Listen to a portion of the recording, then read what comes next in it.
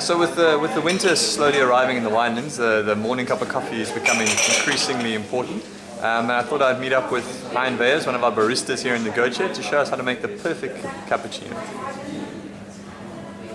So I'm here with Hein Weyers, one of our baristas at the Goatshed. Tell me, Hein, what's the secret to making a really great cappuccino? The secret is very easy. It is using well-roasted coffee beans, freshly ground with each shot you make for customers, proper machines, and I would say full cream milk is also a very big necessity, and just an absolute passion for coffee. Firstly, what we do is we first grind our coffee fresh for every single shot, like I mentioned before.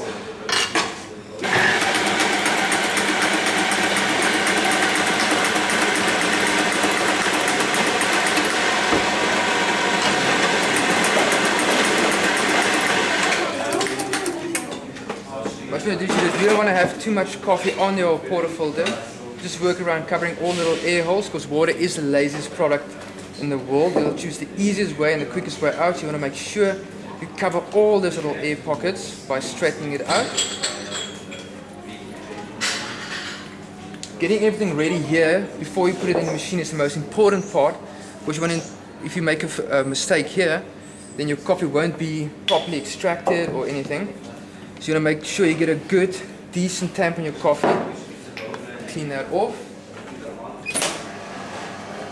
Rinse the water out. The reason I'm doing that is because water comes out of here is 95 degrees Celsius. I'm going to let the water run for a couple of seconds just to get all the heat out, getting us to a nice constant level of heatness, so the coffee doesn't burn as you put it in.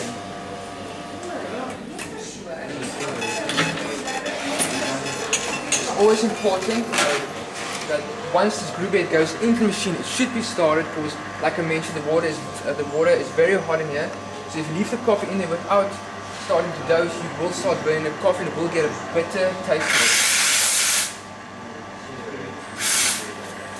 Always want to steam your wine as well, because sometimes when you finish frothing milk, some milk goes back into the wine, and by that the milk starts getting hot in here. When you put it into the freshly new milk, the milk also gets a very bad taste, and it can also influence the flavor and the taste of the cappuccino.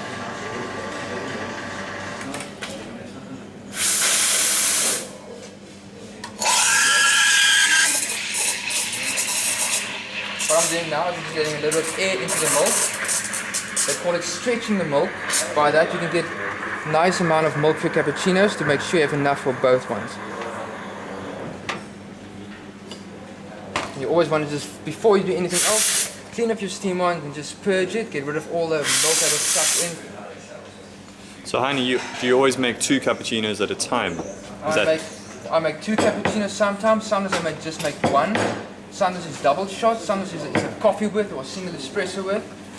So we always try to use both sides of the spout.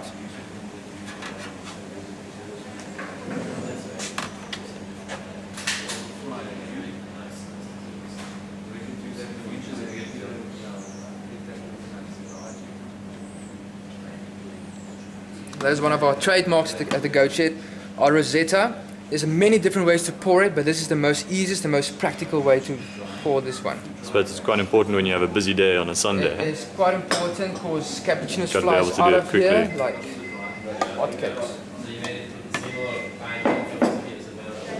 You always want to just stir the milk around when you pour it back into the other pitcher, just to make sure all the bubbles are completely out and the milk is nice and clean and without any of the air bubbles in. So those big mountainous cappuccinos that you sometimes see in these coffee shops in the malls with all the froth sticking out the top, that's not really the way a cappuccino should be. That is not the way cappuccinos should be. That is still, I want to say, old school style cappuccinos. We tend to go for specialty coffee, and we pride ourselves in good, decent coffees with nice milk, nice flavors and absolute satisfaction. And we always also like to keep consistency is our main focus at the Goatshed.